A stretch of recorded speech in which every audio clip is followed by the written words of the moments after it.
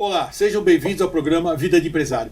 Hoje temos a presença de Sheila Saad, sócia da Rica Associados. Sheila, se apresente ao nosso assinante e depois conte um pouquinho da sua história, como você chegou até a Rica, por favor. Olá, eu sou a Sheila Saad, sócia da Rica Associados. A Rica é uma empresa que nesse mês de agosto fez 30 anos de mercado, desenvolvendo consultoria, programas de treinamento, sempre focado para empresas familiares, para o desenvolvimento de sucessores e para desenvolvimento dessas empresas para perenização.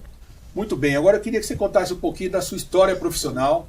Eu sou administradora com formação em gestão de pessoas, especialização, mestrado em gestão de empresa familiar e trabalhei dentro de algumas empresas na área de gestão de pessoas e depois eu fui para o meio acadêmico.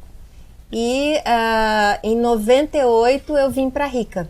Como é que foi essa transição do meio acadêmico para uma consultoria? Essa é a principal pergunta do dia.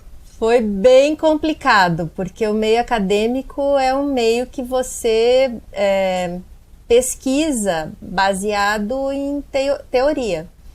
E aí, na prática da consultoria, a gente começa a perceber que o dono da empresa familiar, ele é uma pessoa que desenvolveu uma série de recursos e desenvolveu a empresa muito focado na intuição dele. Então, aquelas ferramentas que a gente coloca lá na academia como requisito fundamental para desenvolvimento do negócio, muitas vezes não está dentro do negócio, no desenvolvimento do negócio familiar. A intuição é que existe. Então, outra pergunta, intuição versus RH, como é que funciona isso? Na verdade, assim, o RH, ele precisa da ferramenta da estrutura. Então, a lei, ela precisa garantir o respaldo na gestão dos meus colaboradores. Existe uma questão voltada para o departamento pessoal, que é totalmente respaldada em conhecimento explícito, digamos assim, na questão estruturada em base legal, e tem uma outra parte que é uma parte que nós precisamos garantir a evolução desse colaborador ao longo da vida dele dentro da empresa. É aí que muitos gestores da empresa familiar começam a utilizar a intuição dele para fazer com que essa evolução aconteça da melhor forma. Ela acontece, mas existem alguns efeitos colaterais. Por exemplo, o nepotismo, o paternalismo dos relacionamentos, o que faz com que muitas vezes as pessoas se acomodem dentro de uma estrutura de trabalho e não evoluam tanto. Então, eu lembro muitos anos atrás que eu li uma reportagem que o comandante Rolim, cara que eu admiro muito, tal, cara fantástico, ele disse que ele sentava na mesa, contratava, fazia olho no olho, se gostasse ele contratava. Porque se a gente pegar as empresas familiares, os fundadores, eu conheço, você conhece muitos. Como é que esses caras cresceram? Porque a questão é o RH. Eles cresceram intuitivamente, sem estrutura de RH nenhuma. E porque o mundo mudou hoje, que é necessário, a gente sabe que é necessário hoje o RH, não dá para fazer como era antigamente. Então, qual é a diferença? Eu, fundador de uma empresa, contrato olhando no olho, o cara não pega currículo, não pega nada, e hoje eu tenho uma qualificação para contratar. Na verdade, o fundador conhece profundamente o negócio dele. Então, o olho no olho já me permite entender na forma de verbalizar desse candidato se ele vai ou não vai ter afinidade com o modelo de negócio que esse fundador criou. O problema é daí para frente. Quando o negócio cresce, o fundador não tem mais a menor condição de fazer todas as contratações ou de olhar todo mundo dentro do ambiente de trabalho. Ele precisa contratar gestor, ele precisa transferir num determinado tempo a gestão para os sucessores e, às vezes, esse conhecimento, essa profundidade se perde ao longo do caminho. Então, o que a gente precisa garantir é que essa cultura não se perca, essa filosofia organizacional não se define E aí eu preciso criar instrumentos para que isso se consolide. Então, quais são esses instrumentos? O formato pelo qual eu vou contratar, eu vou precisar consolidar a cultura da minha organização. O formato pelo qual eu vou treinar o meu funcionário, o meu colaborador, para que a cultura também não se perca, para que a evolução em produtividade aconteça, a avaliação de performance para que a produtividade aconteça. Então a gente tem que evoluir sempre para garantir que aquela perspectiva do fundador, baseada em intuição, porque ele conhecia o negócio profundamente, no crescimento e no aumento da complexidade da estrutura como um todo, essa perspectiva não se deteriore. Mas todo dono de empresa tem um pouquinho de receio, e você já me contou algumas histórias, que você chegou no cliente, o fundador disse a seguinte coisa: isso para mim não serve para nada. Né? Você disse que ficou branca, amarela, azul. Conte um pouquinho desse seu conhecimento. O fundador, que é um cara que tem um conhecimento, conhece como ninguém, sabe tudo como ninguém, mas ele falou: isso para mim não serve, eu preciso resolver o problema da minha família. Ele vai resolver o problema da família do mesmo jeito, mas ele acha que o RH não é uma coisa tão importante para ele. Então conte um pouquinho dessa sua experiência aí. Na verdade, a gestão de pessoas, de uma forma geral, ela não está restrita somente ao RH. Então, gestão de pessoas significa que eu, gestor de qualquer área da empresa, do financeiro, comercial, o que quer que seja, eu vou precisar garantir produtividade, resultado por meio da gestão da minha equipe.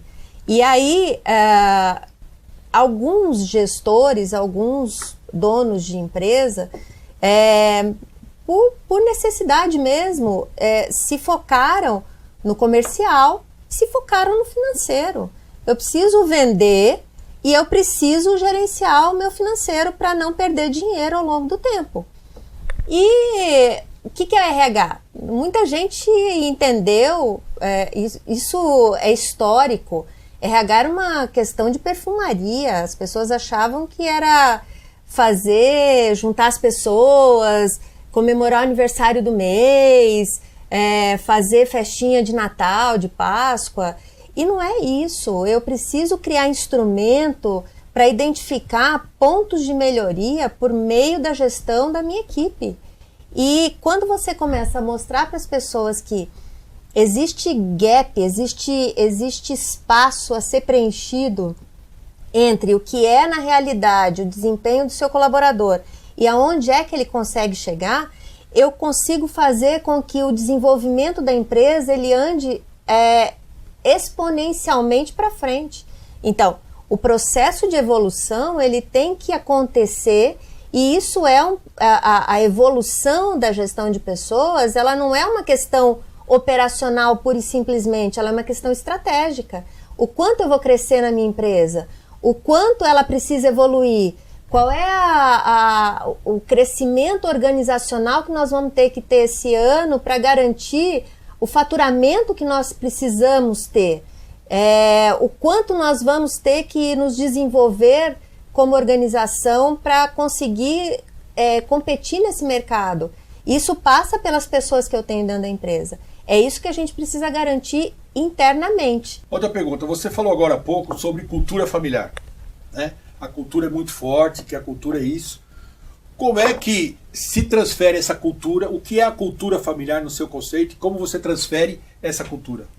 A gente não conseguiu ver nenhuma distorção nesse sentido significativa. As empresas familiares se consolidam dentro de ética, dentro de perseverança, como você sempre fala, e a gente sempre coloca isso daí para frente. Então, se eu tiver distorção de rota, se eu tiver a ação respaldada fora da ética ou fora da condição de segurança para o meu cliente, segurança para os meus colaboradores, segurança eu não falo de acomodação, mas segurança quanto àquilo que eu vou oferecer, quanto à forma como eu trabalho, quanto à condição de trabalho que nós temos.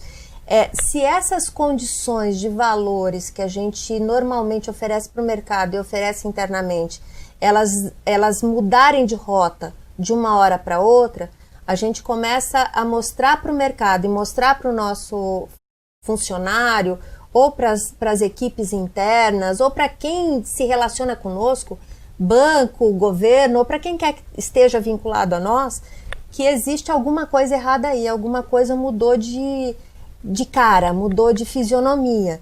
Então, a condução da cultura, a mostrar os valores da empresa, não significa uma acomodação de processos. Significa que eu, na essência, continuo sendo a mesma pessoa, inclusive pessoa jurídica.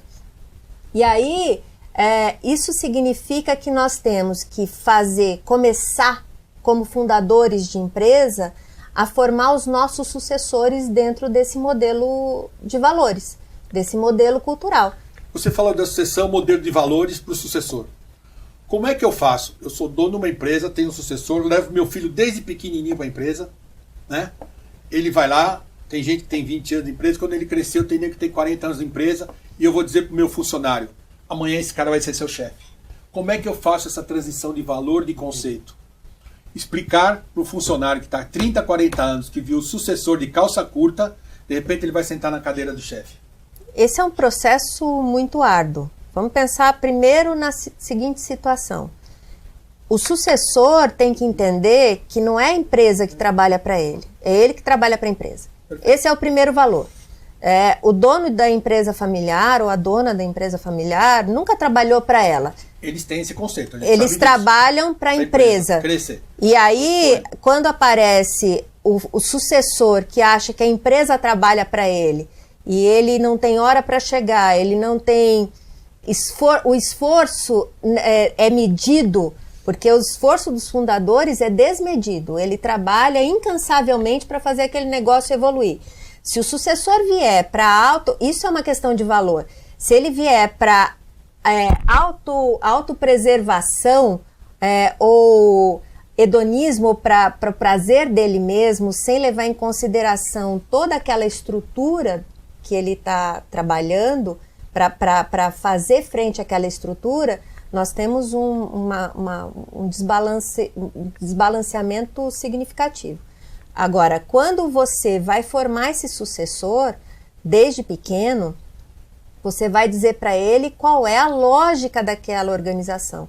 E ao longo do processo dele de inclusão na empresa, você vai ter que formá-lo tecnicamente, ele vai ter que saber o que fazer no dia a dia, isso é um processo longo, e ele vai ter que ser formado sobre os valores e a cultura daquela organização.